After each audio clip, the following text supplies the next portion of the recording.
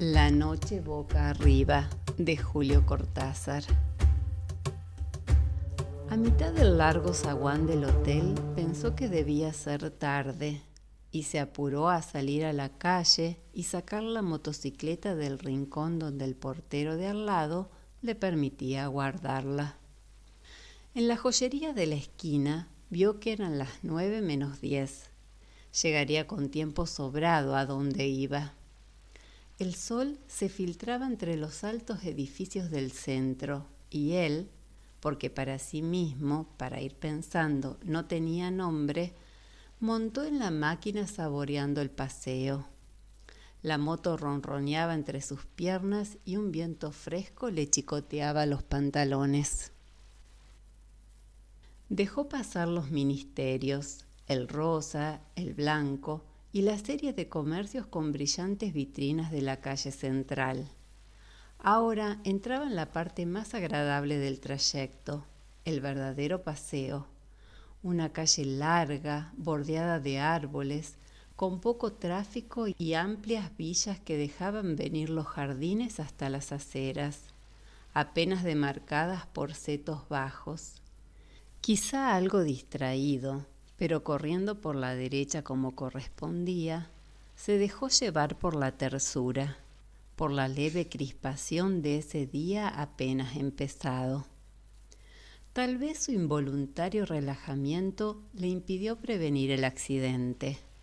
Cuando vio que la mujer parada en la esquina se lanzaba a la calzada a pesar de las luces verdes, ya era tarde para las soluciones fáciles.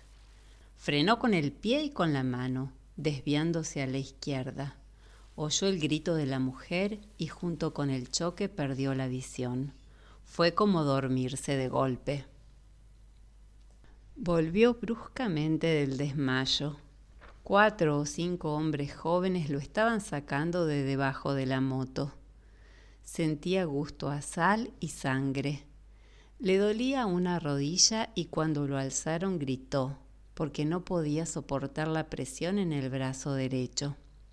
Voces que no parecían pertenecer a las caras suspendidas sobre él lo alentaban con bromas y seguridades.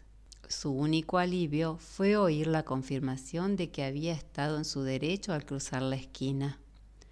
Preguntó por la mujer, tratando de dominar la náusea que le ganaba la garganta. Mientras lo llevaban boca arriba hasta una farmacia próxima, supo que la causante del accidente no tenía más que rasguños en las piernas. Usted la agarró apenas, pero el golpe le hizo saltar la máquina de costado. Opiniones, recuerdos, despacio, éntrenlo de espaldas, así va bien, y alguien con guardapolvo dándole de beber un trago que lo alivió en la penumbra de una pequeña farmacia de barrio. La ambulancia policial llegó a los 5 minutos y lo subieron a una camilla blanda donde pudo tenderse a gusto. Con toda lucidez, pero sabiendo que estaba bajo los efectos de un shock terrible, dio sus señas al policía que lo acompañaba. El brazo casi no le dolía. De una cortadura en la ceja goteaba sangre por toda la cara. 1 o 2 veces se lamió los labios para beberla. Se sentía bien, era un accidente, mala suerte, unas semanas quietos y nada más. El vigilante le dijo que la motocicleta no parecía muy estropeada. Natural, dijo él, como que me la ligué encima. Los dos rieron y el vigilante le dio la mano al llegar al hospital y le deseó buena suerte. Ya la náusea volvía poco a poco. Mientras lo llevaban en una camilla de ruedas hasta un pabellón del fondo, pasando bajo árboles llenos de pájaros, cerró los ojos y deseó estar dormido o cloroformado. Pero lo tuvieron largo rato en una pieza con olor a hospital, llenando una ficha, quitándole la ropa y vistiéndolo con una camisa grisácea y dura. Le movían cuidadosamente el brazo, sin que le doliera. Las enfermeras bromeaban todo el tiempo, y si no hubiera sido por las contracciones del estómago, se habría sentido muy bien. casi contento. Lo llevaron a la sala de rayos y 20 minutos después, con la placa todavía húmeda puesta sobre el pecho como una lápida negra, pasó a la sala de operaciones. Alguien de blanco, alto y delgado, se le acercó y se puso a mirar la radiografía. Manos de mujer le acomodaban la cabeza. Sintió que lo pasaban de una camilla a otra. El hombre de blanco se le acercó otra vez, sonriendo, con algo que le brillaba en la mano derecha. Le palmeó la mejilla e hizo una seña a alguien parado atrás. Como sueño era curioso, porque estaba lleno de olores y él nunca soñaba olores. Primero un olor a pantano, ya que a la izquierda de la calzada empezaban las marismas, los tembladerales de donde no volvía nadie. Pero el olor cesó y en cambio vino una fragancia compuesta y oscura como la noche en la que se movía huyendo de los aztecas. Y todo era tan natural, tenía que huir de los aztecas que andaban a caza de hombre, y su única probabilidad era la de esconderse en lo más denso de la selva, cuidando de no apartarse de la estrecha calzada que solo ellos, los motecas, conocían. Lo que más lo torturaba era el olor, como si aún en la absoluta aceptación del sueño algo se rebelara contra eso que no era habitual, que hasta entonces no había participado del juego. Huele a guerra, pensó, tocando instintivamente el puñal de piedra atravesado en su ceñidor de lana tejida. Un sonido inesperado lo hizo agacharse y quedar inmóvil, temblando. Tener miedo no era extraño, en sus sueños abundaba el miedo. Esperó tapado por las ramas de un arbusto y la noche sin estrellas. Muy lejos, probablemente del otro lado del gran lago, debían estar ardiendo fuegos de vivac. Un resplandor rojizo teñía esa parte del cielo. El sonido no se repitió.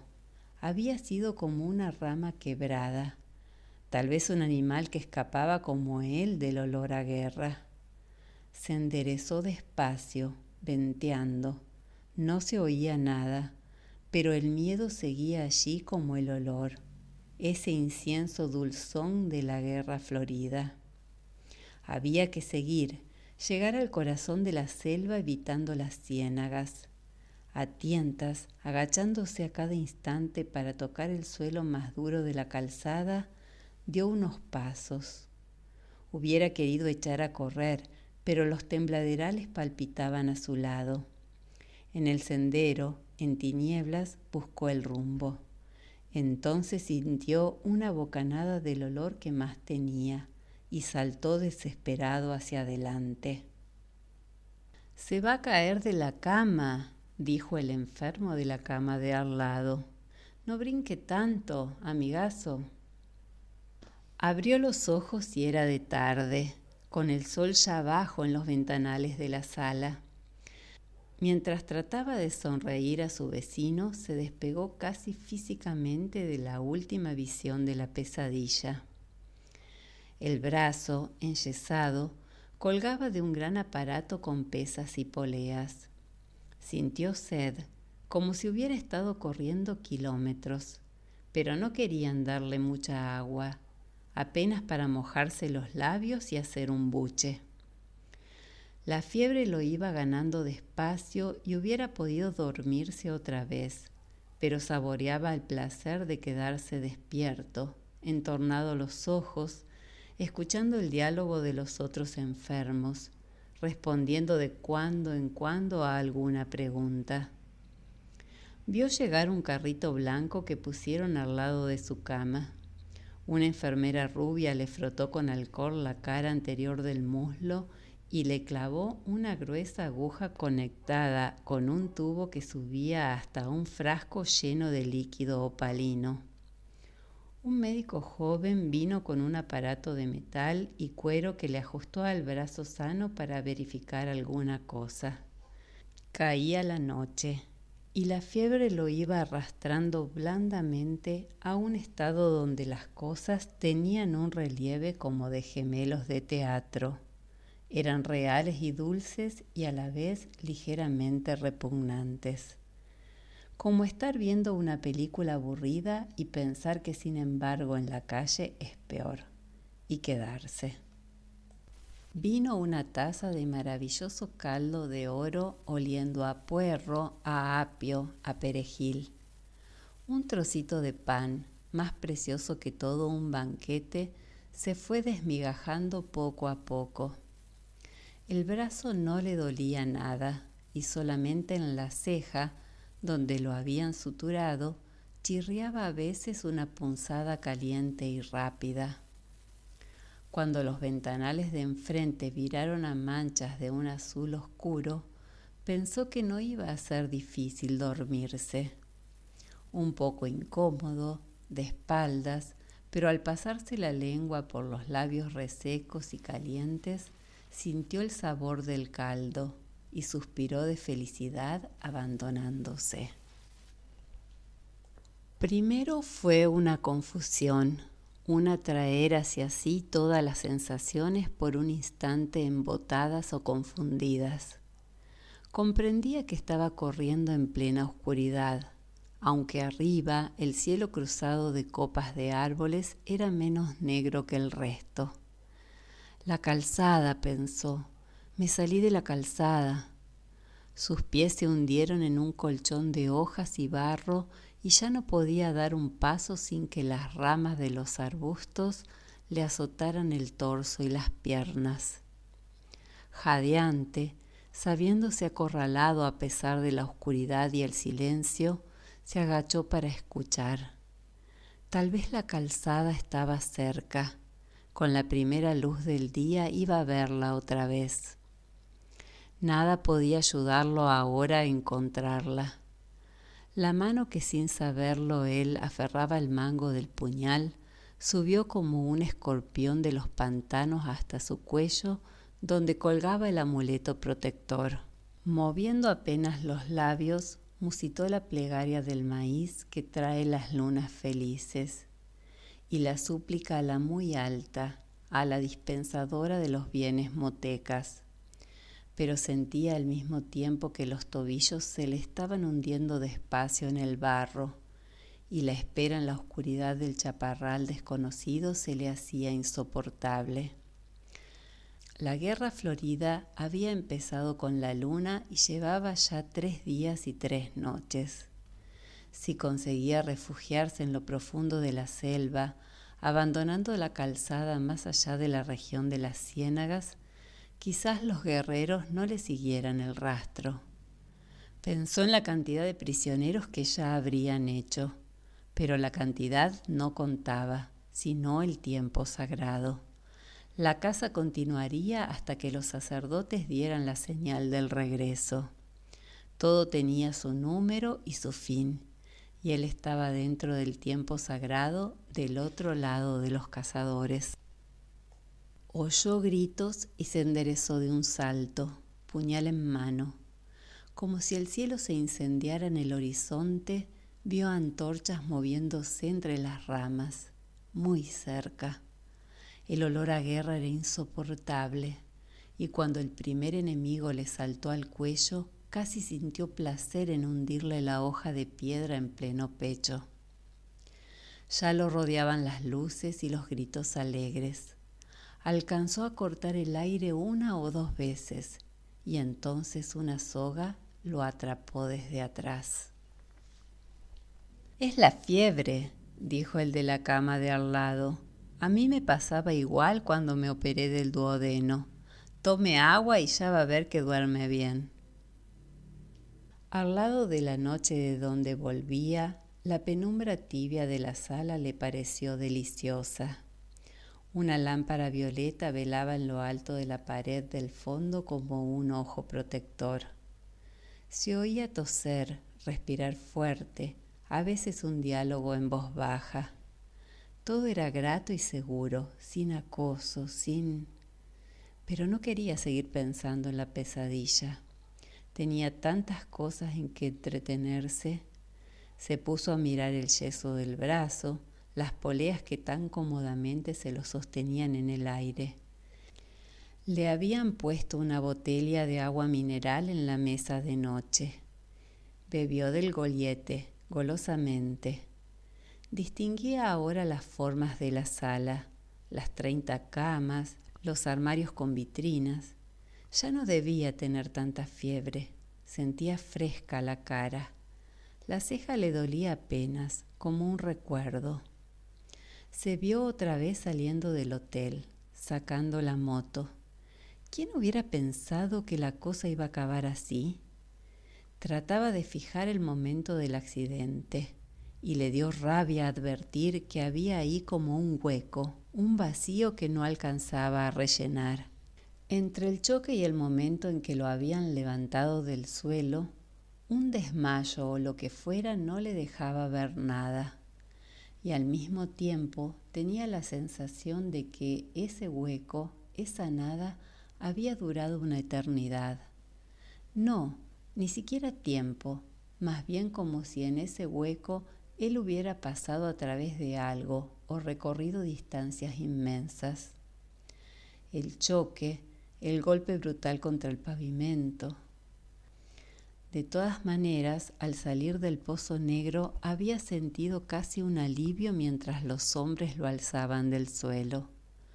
Con el dolor del brazo roto, la sangre de la ceja partida, la contusión en la rodilla, con todo eso, un alivio al volver al día y sentirse sostenido y auxiliado.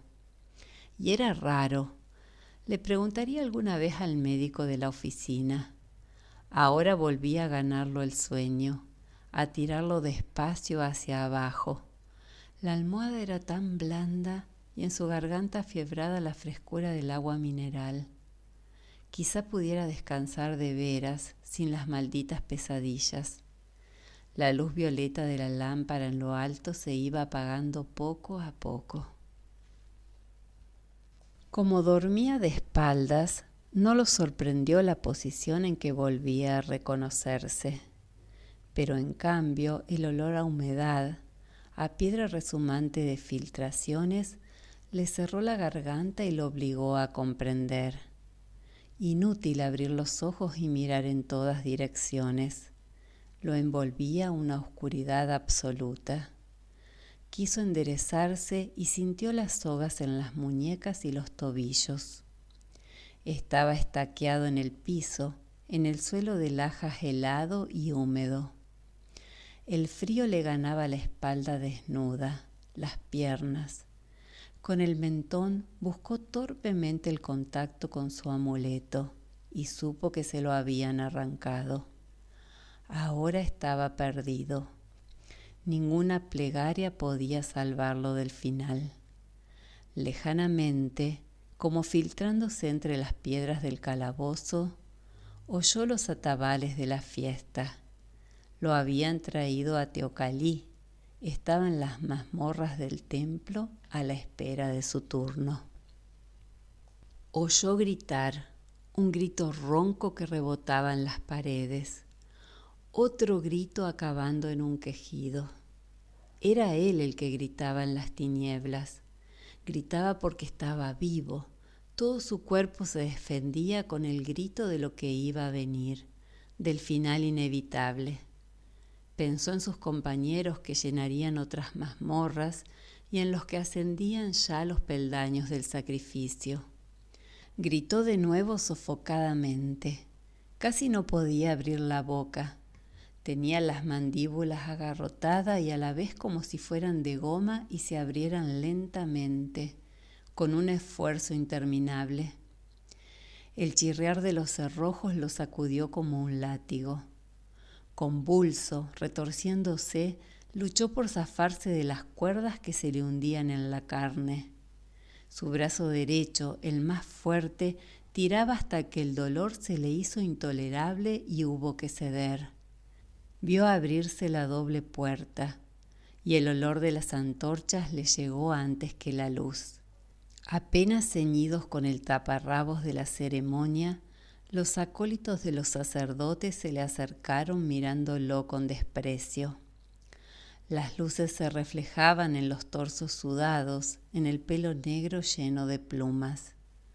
Se dieron las sogas y en su lugar lo aferraron manos calientes, duras como el bronce. Se sintió alzado, siempre boca arriba, tironeado por los 4 acólitos que lo llevaban por el pasadizo.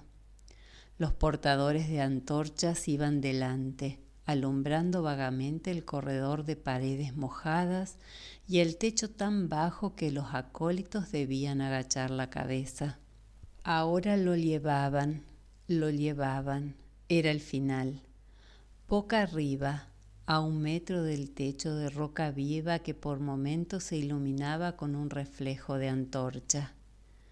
Cuando en vez del techo nacieran las estrellas y se alzara ante él la escalinata incendiada de gritos y danzas, sería el fin. El pasadizo no acababa nunca, pero ya iba a acabar. De repente olería el aire libre lleno de estrellas, pero todavía no. Andaban llevándolo sin fin en la penumbra roja, tironeándolo brutalmente, y él no quería. Pero ¿cómo impedirlo si le habían arrancado el amuleto que era su verdadero corazón, el centro de la vida? Salió de un brinco a la noche del hospital, al alto cielo raso dulce, a la sombra blanda que lo rodeaba. Pensó que debía haber gritado, pero sus vecinos dormían caleados. En la mesa de noche, la botella de agua tenía algo de burbuja, de imagen traslúcida contra la sombra azulada de los ventanales. Jadeó buscando el alivio de los pulmones, el olvido de esas imágenes que seguían pegadas a sus párpados. Cada vez que cerraba los ojos, las veía formarse instantáneamente y se enderezaba aterrado, pero gozando a la vez del saber que ahora estaba despierto, que la vigilia lo protegía, que pronto iba a amanecer con el buen sueño profundo que se tiene a esa hora, sin imágenes, sin nada. Le costaba mantener los ojos abiertos. La modorra era más fuerte que él. Hizo un último esfuerzo. Con la mano sana esbozó un gesto hacia la botella de agua. No llegó a tomarla. Sus dedos se cerraron en un vacío otra vez negro, y el pasadizo seguía interminable, roca tras roca, con súbitas fulguraciones rojizas, y él boca arriba gimió apagadamente porque el techo iba a acabarse. Subía, abriéndose como una boca de sombra, y los acólitos se enderezaban, y de la altura una luna menguante le cayó en la cara donde los ojos no querían verla. Desesperadamente se cerraban y abrían buscando pasar al otro lado, descubrir de nuevo el cielo raso protector de la sala. Y cada vez que se abrían era la noche y la luna mientras lo subían por la escalinata, ahora con la cabeza colgando hacia abajo. Y en lo alto estaban las hogueras, las rojas columnas de rojo perfumado, y de golpe vio la piedra roja, brillante de sangre que chorreaba, y el vaivén de los pies del sacrificado que arrastraban para tirarlo rodando por las escalinatas del norte. Con una última esperanza apretó los párpados, gimiendo por despertar. Durante un segundo creyó que lo lograría, porque estaba otra vez inmóvil en la cama, a salvo del balanceo cabeza abajo. Pero olía a muerte, y cuando abrió los ojos vio la figura ensangrentada del sacrificador que venía hacia él con el cuchillo de piedra en la mano. Alcanzó a cerrar otra vez los párpados, aunque ahora sabía que no iba a despertarse, que estaba despierto, que el sueño maravilloso había sido el otro, absurdo como todos los sueños, un sueño en el que él había andado por extrañas avenidas de una ciudad asombrosa, con luces verdes y rojas que ardían sin llama ni humo, con un enorme insecto de metal que zumbaba bajo sus piernas. En la mentira infinita de ese sueño también lo habían alzado del suelo. También alguien se le había acercado con un cuchillo en la mano, a él tendido boca arriba, a él boca arriba con los ojos cerrados entre las hogueras.